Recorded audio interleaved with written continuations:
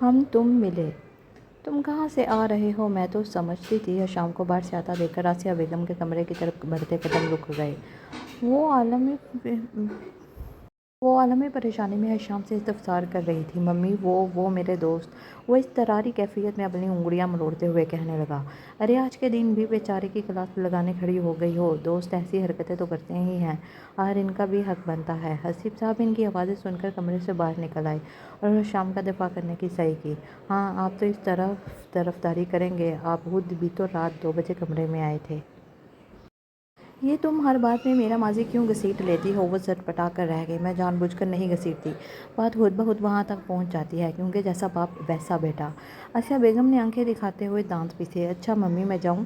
حشام جانتا تھا کہ اب ان کی لڑائی کافی دیر تک جاری رہنے والی ہے، سو وہاں سے کھسک جانے میں ہی عافیت جانی۔ تم ابھی یہاں کھڑے ہو، جاؤ بھائی، وہ بیچارے کب سے تنہا بیٹھے ہیں۔ میرے تو فرشتوں کو بھی علم نہ تھا کہ تم گھر پر نہیں ہو، ورنہ عینی سے ہی کہہ دیتی بھابھی کے پاس بیٹھ جائے۔ وہ دفع ہو جانے والے انداز میں اسے جانے کا اشارہ کرتے ہوئے بڑبڑاتے ہوئے اپنے کمرے کی طرف بڑھ گئیں۔ آپ تو پرے ہٹیے، تھکن سے برا حال ہوئے جا رہا ہے میرا۔ صبح اٹھ کر ویسے کے بھی ولیمے کے انتظامات بھی دیکھنے ہیں۔ دروازے میں ایستادہ حسیب میاں کو پرے دھکیلتے ہوئے وہ اندر داخل ہو گئے۔ بھاری کا مدار دوپٹہ بیڈ پر اچھال کر الماری سے سادہ سوٹ نکالا اور واش روم میں گھس گئی۔ حسیب میاں ان کے تیور دیکھ کر محض کندھے اچکا کر رہ گئے۔ سست روی سے کمرے کی طرف قدم بڑھاتے حشام کا دل اپنی دھڑکن بھولے بیٹھا تھا، ذہن الجھا ہوا تھا۔ آنے والے وقت سے برد آزما کیسے ہوا جائے؟ یہ شادی دونوں کے لیے غیر متوقع اور خلاف منشا تھی۔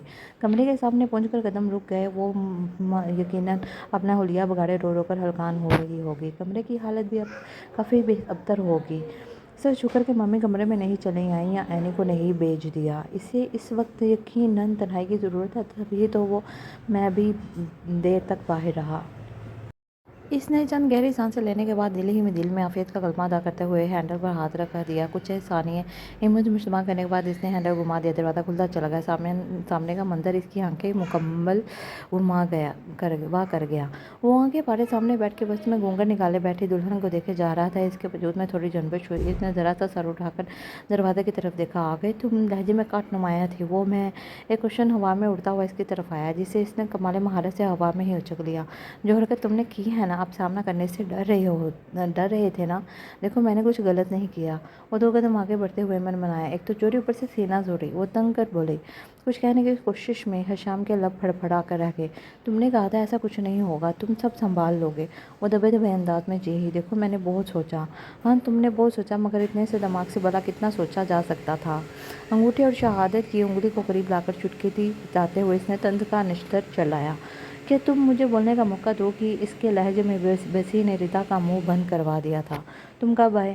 ریتا چھت سے اتر کر کمرے میں آئی تو سامنے بستر پر حشام کو بیٹھے دیکھا۔ ابھی چند منٹ ہی ہوئے ہیں۔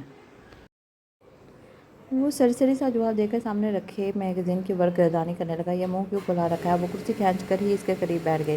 کچھ نہیں، بس لوگوں کے رویے پریشان کر رہے ہیں، حشام نے ٹالنے والے انداز میں کہا۔ کون لوگ؟ ریتا نے بھویں اونچا کر کے پوچھا۔ یہی اپنے لوگ، وہ دل گرفتہ لہجے میں بولا۔ کیا کہہ دیا ان اپنوں نے؟ ریتا کا لہجہ شوخ ہوا۔ یار جب بھی گھر سے نکلنے لگتا ہوں عینی کہتی ہے اتنا تیار شیار ہو رہے ہو لگتا ہے چچی کی طرف جا رہے ہو۔ وہ روحان سا ہوا۔ اس میں پریشان ہونے والی کون سی بات ہے؟ اس نے کندھے اچکائے۔ تم نہیں سمجھو گی، حشام بیزار ہوا۔ میں بخوبی سمجھ رہی ہوں، کیونکہ یہ سب میں بھی بھگت رہی ہوں۔ بہنیں تو تنگ کیا ہی کرتی ہیں، ہماری طرف تو اماں حضور تیر چلانے سے باز نہیں آتی۔ ذرا جو ہونٹ رنگ لو یا بالوں کا سٹائل بدل لو، نصیحتیں شروع ہو جاتی ہیں۔ احتیاط کیا کرو، لوگ باتیں کیا کرتے ہیں، لڑکی لڑکوں کو پھانسنے کے لیے بن سنور کر رہتی ہے۔ لو بھلا میں نے کسے پھانسنا ہے؟ یہاں تو دور دور تک کوئی لڑکا ہی نہیں ہے۔ اسے ہاتھ نیچا کر کے منہ کے زاویے بگاڑتے ہوئے کہا۔ آج پتہ چلا تمہاری نظر کے ساتھ ساتھ عقل بھی کمزور ہے۔ ان سب باتوں کا اشارہ میری طرف ہوتا ہے اور مجھے بھی تمہاری طرف سے ہی تنگ کیا جاتا ہے۔ حشام نے تفصیل سے اس کے گوش گزار کیا۔ اوہ ہیلو، ذرا دھیان سے رہنا، میں تمہیں پہلے ہی بتا دوں مجھے فوجی چاہیے۔ وہ کمر پر ہاتھ رکھ کر لڑکا انداز میں بولی۔ اور مجھے فوجی چاہیے، وہ برجستہ بولا۔ کیا فوجی نا اپی؟ تمہارا دماغ تو ٹھیک ہے، وہ تو تم سے پورے 2 سال بڑی ہیں۔ اسے زوردار جھٹکا لگا۔ یہ محبت صورت ذات پات اور عمر بھلا کب دیکھا کرتی ہے؟ یہ تو کبھی بھی کسی سے بھی ہو جاتی ہے۔ وہ شاعرانہ انداز میں بولا۔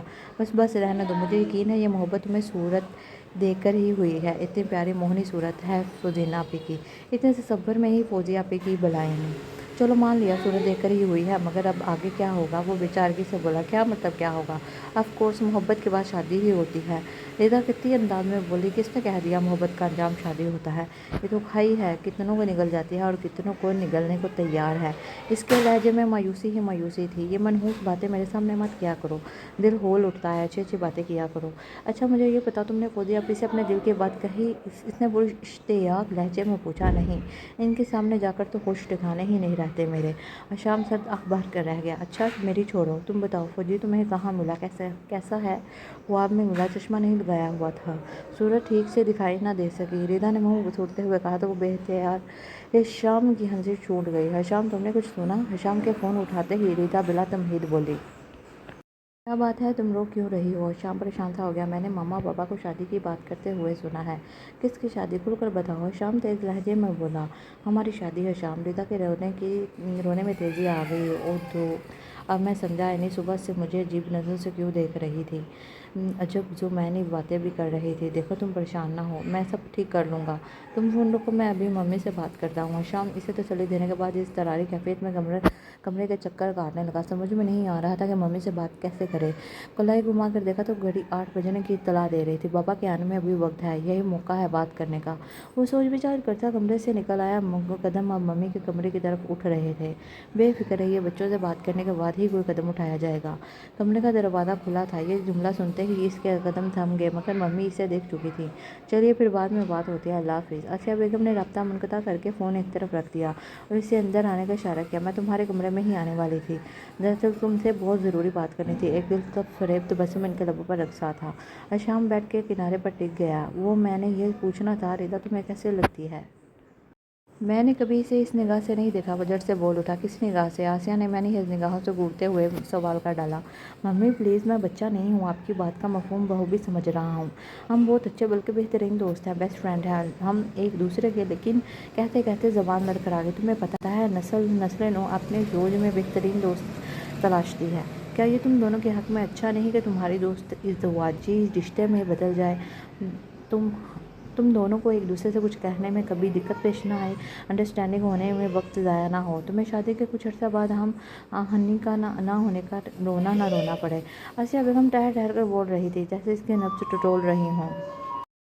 लेकिन मगर मम्मी कुछ कहने के लिए इसके लबा हुए। मुझे जवाब की जल्दी नहीं है, तुम अपने कमरे में जाओ, तन्हाई में मेरी बातों पर गौर करो। जज्बाती नहीं होना, जब किसी बात पर दिल ठहर जाए तो मुझे मुतल्ला कर देना। उन्होंने प्यार से उसके गाल थपथपा कर जाने का इशारा किया। उलझन ज़दा निगाह माँ पर डालकर वो वहाँ से उठ गया। रिदा, मैंने मम्मी की बातों पर गौर किया, बहुत ज़्यादा सोचा। बकुल तुम्हारे की इतनी सी अकल है, अकल से भला कितना सोचा जा सकता है। मैंने अपनी इतनी सी अकल पर पूरा जोर दिया था जितना जोर देता। मम्मी की सोच का मुतरफ होता चला गया। वो बोल रहा था और रिदा की सभी परेशानी पर शिकने बढ़ती चली जा रही थी, मगर वो बोली कुछ नहीं। अभी तक तुम्हारे फौजी का दूर दूर तक कोई नामो निशान नहीं था। तुम्हें फौजी मिल भी जाता तो इस पार ने बेचारे के पास इतना वक्त ही नहीं होना था कि तुम्हारे नखरे उठा सकता। और अगर इसका तबादला किसी ऐसी जगह हो जाता जहां वो अपनी बीवी को साथ ना रख सकता, तो सोचो तुम।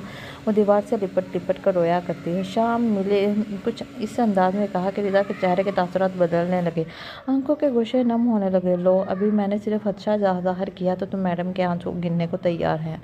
अगर ये हकीकत में ऐसा होता तो रातों को मुझे फ़ोन कर करके दुखड़े रोना पड़ते। अच्छा नहीं, किसी दूसरे के दुख रोने से बेहतर है हम एक दूसरे के एक दूसरे के दिए दुख एक दूसरे से ही शेयर कर लिया करें। शाम ने कहका लगाया। रिदा ने रोते हुए करीब रखा। कुशन इसे दे। माना अब अपनी फौजी के बारे में कुछ इरशाद करेंगे, मेरे फौजी को ही दुरुस्त बनाते रहेंगे।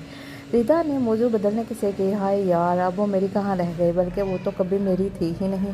मुझे बच्चों की तरह ट्रीट करती थी। इसके ख्वाब और ख्वाबों का शहजादा किसी दुनिया का लगता तो किसी दूसरी दुनिया का लगता है। जब तक नहीं मिलेगा वो शादी नहीं करेगी। हशाम ने सर झटक कर गोया इसकी अक्ल पर मातम किया और अपनी बेवकूफ़ी पर फीका सा मुस्कुरा दिया। जब से आए हो बातें बनाए चले जा रहे हो, मेरी मुँह दिखाई कहाँ है?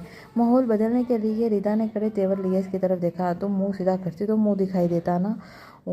लुमना दिखाई हाजिर है, लो मुँह दिखाई हाजिर है। इसने शेरवानी की जेब से मखमली डिबिया निकालकर रिदा की तरफ बढ़ा दी, जिसे इसने पुरइश्तिहाक अंदाज में फ़ौरन से बिस्तर खोल लिया। देखते ही पेशानी पर अनगिनत बल पड़ गए। हमें पता भी है मुझे इस किस्म की अंगूठियाँ नहीं पसंद। इसके जानहाना अंदाज में हशाम की तरफ देखते हुए डिबिया एक तरफ रख दी। मुझे तो पता है मगर मम्मी को नहीं पता था। ये मम्मी की पसंद है, मुझे इनके सामने कुछ कहना अच्छा नहीं लगा। वो अपनी जगह से उठकर अलमारी के सामने जा खड़ा हुआ और अंदर से एक दूसरी डिबिया निकाल लाया। रिदा नाफहमी से देख रही थी। तुम्हारे लिए दो दो मुंह दिखाई लाया है तुम्हारा ये दोस्त, एक मम्मी की तरफ से जो तुम्हें पसंद नहीं आई, इसने मसनूई हफ्की से देखते हुए अपनी बात जारी रखी, और एक मेरी तरफ से, और ये ऐन तुम्हारी पसंद के मुताबिक है। इसने डिबिया खोल कर रिदा के हाथ में थमा दी। हीरा जुड़ी अंगूठी की चमक इसकी आंखों को हेरा किए दे रही थी। वाह, ज़बरदस्ती से कहते हैं अंगूठी, तुम कितने अच्छे हो। इसकी निगाहों में शाम के लिए 27 थी। हर दोस्त किसका हूँ। हशाम ने हंसकर क्रेडिट किसके खाते में डाल दिया। हशाम, रिदा ने होले से इसे पुकारा। Yes my best friend. मुझे ऐसा क्यों लगने लगा है ठीक ही हो गया जो भी हो गया। वो मध्यम लहजे में बोली। हमेशा वही होता है जो अच्छा होता है। हम इंसान कम अक्ल हैं, बर वक्त अल्लाह की मसलहत समझ नहीं पाते। वो धीरे से मुस्कुरा दिया। हाथ बढ़ाकर इसके हाथों में डिबिया ले ली। इसका मरमरी हाथ अपने हाथों में लेकर नाजुक सी अंगूठी इसकी मखरूती उंगली में डालकर महज मोहब्बत भी सबद कर दी। रिदा की घनेरी पलकें हया के बुखार से रुखसारों से जा लगी। मोहब्बत के रंग चेहरे का अहाता करने लगे। ये था मेरा छोटा सा अफसाना। उम्मीद है आपको ज़रूर पसंद आया होगा। मेरे चैनल को लाइक कीजिए, सब्सक्राइब कीजिए। शुक्रिया।